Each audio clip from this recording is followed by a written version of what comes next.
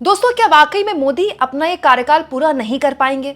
मोदी के बाद कौन वाला सवाल क्या वाकई में संघ चाहता है कि इन्हीं 5 सालों से पहले निपटा लिया जाए? क्या संघ वाकई चाहता है कि मोदी के रहते ही मोदी का उत्तराधिकारी चुन लिया जाए? और अगर ऐसा है दोस्तों, तो क्या इस महीने की आखिरी तारीख में इस प्लान को अमली जामा पहनाने की कोशिश कर रहा है संघ?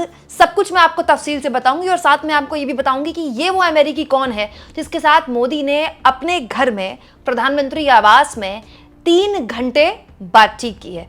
दोस्तों, प्रधानमंत्री जब से तीसरी बार बने हैं मोदी, तो आप उनका एक मूड भांपिए। लगातार विदेश यात्राएं कर रहे हैं, अभी कुछ दिन पहले भी उनकी मॉरिशस यात्रा ही खत्म हुई है। या फिर भारत में अगर चुनाव भी हो रहे हैं किसी राज्य में, तो पूरी तरह से जैसे चुनाव अपने कंधे पे उठा लेते थे ना मोदी, उस तरह का अब देखने को नहीं मिलता है।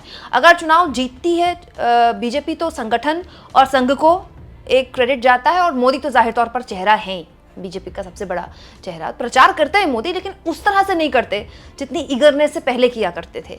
इसके अलावा दोस्तों, प्रधानमंत्री मोदी बड़े आराम तलबी के मूड में भी हैं। पहले ऐसा कम देखने को मिलता है। मोदी जी 8 घंटे जंगल सफारी में गए हुए हैं, 8 घंटे मोदी जी वंतारा में बिता रहे हैं, शेरों के साथ फोटो वगैरह खिंचा रहे हैं, फिर उस तरह की वीडियोस भी शेयर कर रहे हैं, तब जबकि वो जानते हैं कि शेयर मार्केट लगातार डूब रहा है। तो मोदी का अगर आप काम करने का तरीका देखें, तो प्रधानमंत्री मोदी जिनके लिए कहा जाता था कि वो छुट्टी नहीं लेते हैं, आजकल काफी आप कह सकते हैं आराम तलबी के मूड में। ऐसा ही कुछ देखने को मिला जब फेमस अमेरिकी पॉडकास्टर लेक्स फ्रिडमैन के साथ मोदी ने ये फोटोज शेयर की। मोदी ने भी फोटो शेयर की और लेक्स फ्रिडमैन ने भी ये फोटो शेयर की। बहुत बड़े पॉडकास्टर है दोस्तों। इन्होंने अमेरिका के राष्ट्रपति ट्रंप, इलॉन मस्क जैसे बड़े बड़े लोगों के साथ पॉडकास्ट किया है, और मोदी के साथ भी इन्होंने पॉडकास्ट किया है। और बाकायदा ये 3 घंटे का पॉडकास्ट है, 3 घंटे का इंटरव्यू है।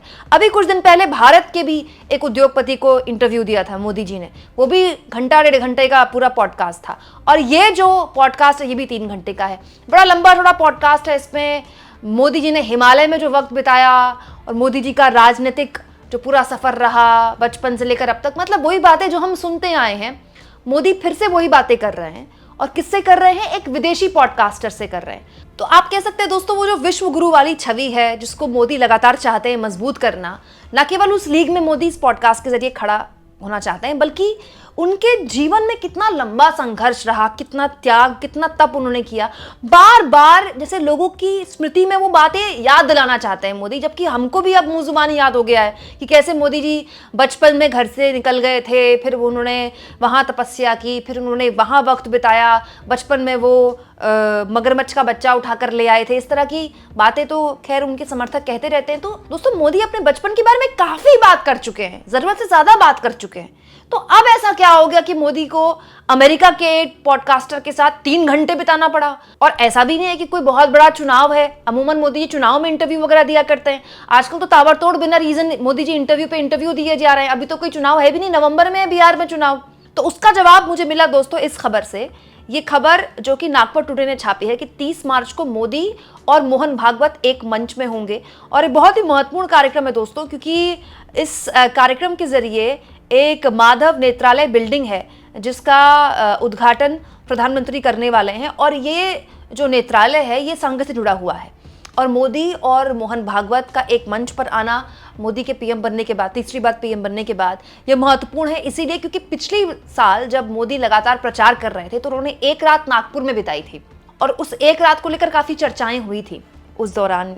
लेकिन उसके बाद से लेकर अब तक मोहन भागवत और मोदी की कोई औपचारिक मुलाकात हुई हो, हमारे पास इसकी जानकारी नहीं है। अब अनौपचारिक तो किसी के साथ भी किसी की मुलाकात हो सकती है, लेकिन मोदी अब कह सकते हैं कि पीएम बनने के बाद औपचारिक तौर पर एक तरह से मुलाकात करेंगे तीसरी बार पीएम बनने के बाद मोहन भागवत के साथ। लेकिन इस मुलाकात को लेकर कई अटकलबाजियां चल रही हैं।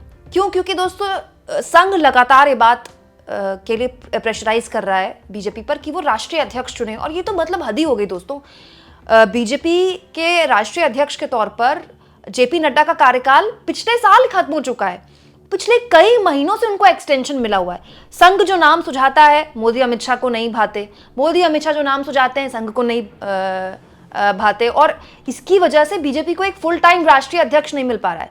अब जेपी नड्डा तो देश के स्वास्थ्य मंत्री भी है ना, और हेल्थ मिनिस्ट्री को इतना हल्का मंत्रालय तो है नहीं कि उसको पार्ट टाइम लिया जाए। दोस्तों, इसे लेकर वरिष्ठ पत्रकार केपी मलिक ने एक इंपॉर्टेंट बात लिखी है तो मुझे लगा आपके सामने रखो। केपी मलिक लिखते हैं, बेंगलुरु में एल संतोष और जेपी नड्डा की लगेगी क्लास, जिससे कई होंगे हताश। 21 से 23 मार्च को बेंगलुरु में होने वाली संघ के प्रतिनिधियों की बैठक में बीएल संतोष और जेपी नड्डा की क्लास लगनी तय है। बीएल संतोष को संघ ने भाजपा और संघ के बीच जिस तालमेल बनाने के लिए भेजा था वो उसमें पूरी तरह से नाकाम सिद्ध हुए हैं। उसी का नतीजा था कि जेपी नड्डा ने 2024 में लोकसभा चुनाव से पहले ये बयान दिया था कि अब हम एक मजबूत संगठन हैं और हमें संघ के सहारे की आवश्यकता नहीं। नड्डा के इस बयान से संघ भौचक्का रह गया था। उसी का नतीजा था कि लोकसभा चुनाव में अब की बार 400 पार का दावा करने वाली भाजपा मात्र 240 पर सिमट गई। लोकसभा चुनाव में भाजपा की इसी हार को कहीं न कहीं संघ की नाराजगी और गुजरात लॉबी के अहंकार से जोड़कर देखा जा रहा है। संघ बीएल संतोष से इस बात को लेकर खासा नाराज है कि वो संघ की नीतियों को भाजपा में लागू नहीं करवा पाए, बल्कि पूरी तरह से गुजरात लॉबी की गिरफ्त में रहे। इसका नतीजा यह हुआ कि नड्डा अवैध रूप से लंबे समय से राष्ट्रीय अध्यक्ष बने हुए हैं, जिसका जवाब उन्हें बेंगलुरु की बैठक में देना होगा। वहीं दूसरी ओर सूत्रों की ओर से खबर आ रही है कि 30 मार्च को पीएम मोदी नागपुर में संघ मुख्यालय जाएंगे। वहां संघ प्रमुख मोहन भागवत से उनकी मुलाकात होगी। सवाल कई हैं, क्या इस बैठक में संघ प्रमुख पीएम मोदी से कुछ कड़वे सवाल पूछेंगे? क्या सम्मानजनक विदाई पर चर्चा होगी? क्या अमित शाह और संजय जोशी की भूमिका पर भी चर्चा होगी? तो क्या माना जाए कि गुजरात लॉबी ने संघ के सामने घुटने टेक दिए हैं?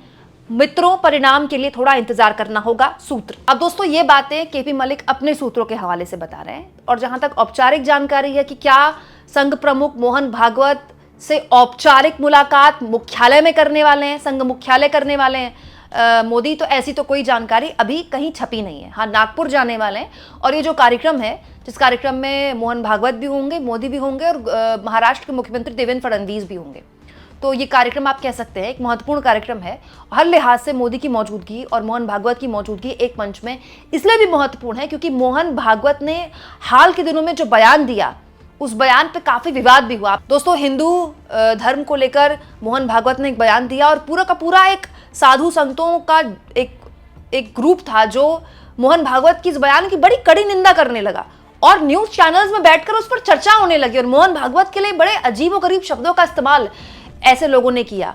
तो बहुत से लोग सूत्रों के हवाले से तब भी कहने लगे कि मोहन भागवत के लिए इस तरह के शब्दों का इस्तेमाल अगर कोई कर रहा है और टीवी चैनल्स में उसमें बहस की जा रही है तो किसके इशारे पर की जा रही है। और इन सब के बीच प्रधानमंत्री मोदी का एक अमेरिकी पॉडकास्टर से अपने बचपन की यादें शेयर करना, हिमालय की गोद में बिताया हुआ वक्त शेयर करना, बताना कि उनका राजनीतिक पूरा का पूरा जो करियर रहा वो कितना लंबा रहा, वो भी 1-2 घंटा नहीं, पूरा 3 घंटा, और उसके बाद वो फोटोज बाहर आना बहुत संकेत देता है दोस्तों कि मोदी की ये जो पारी है, तीसरी बार पीएम वाली, ये पिछली 2 पारियों से बिल्कुल अलग है।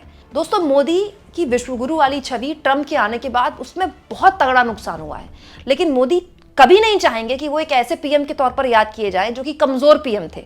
इसीलिए वो लगातार न केवल अंतर्राष्ट्रीय स्तर पे अपनी मौजूदगी दर्ज करा रहे हैं, अलग अलग दौरों में, अलग अलग अंतर्राष्ट्रीय मंच में, या फिर अलग अलग पॉडकास्टर्स जो कि पूरी दुनिया के बड़े बड़े लोगों के साथ इंटरव्यूज करते हैं उनमें। लेकिन फिर वही सवाल कि कब तक, क्या संघ इतना स्ट्रांग है कि वो मोदी को बीच कार्यकाल हटा सकता है? हाँ दोस्तों, संघ ये दबाव बना सकता है कि वो अपनी मर्जी का बीजेपी अध्यक्ष बनवा ही ले, क्योंकि दोस्तों बीजेपी अध्यक्ष के नाम पर अगर सहमति होती तो अब तक बीजेपी को नया अध्यक्ष मिल गया होता। लेकिन ये कहना कि मोदी को संघ ये कार्यकाल पूरा नहीं करने देगा या मोदी का रिटायरमेंट प्लान संघ मोदी से डिस्कस कर रहा है, थोड़ा ज्यादा ही होगा मुझे लगता है। तो ऐसे लोग जो इस तरह के दावे कर रहे हैं, आप उनके दावों पर पूरी तरह विश्वास मत कीजिए।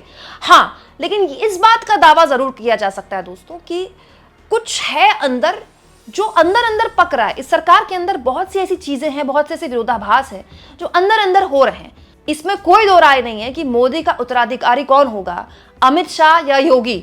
इन दोनों के बीच का जो टसल है वो उत्तर प्रदेश की राजनीति आने वाले वक्त में बहुत हद तक प्रभावित करेगा और फिर प्रभावित करेगा बीजेपी के अंदर की पॉलिटिक्स। लेकिन क्या मोदी सीधे रिटायरमेंट प्लान पर चले जाएंगे? इस पर मैं चाहती हूं कि आप कुछ कहें। क्या संघ इतना ताकतवर हो गया है वाकई में कि मोदी को 5 साल का कार्यकाल पूरा ना करने दें? कमेंट बॉक्स में जरूर लिखें दोस्तों, और जितना हो सके चैनल को शेयर करें, सब्सक्राइब करें, और थैंक्स और ज्वाइन के ऑप्शन से अगर आप चाहें तो कुछ आर्थिक मदद भी चैनल की जरूर करें।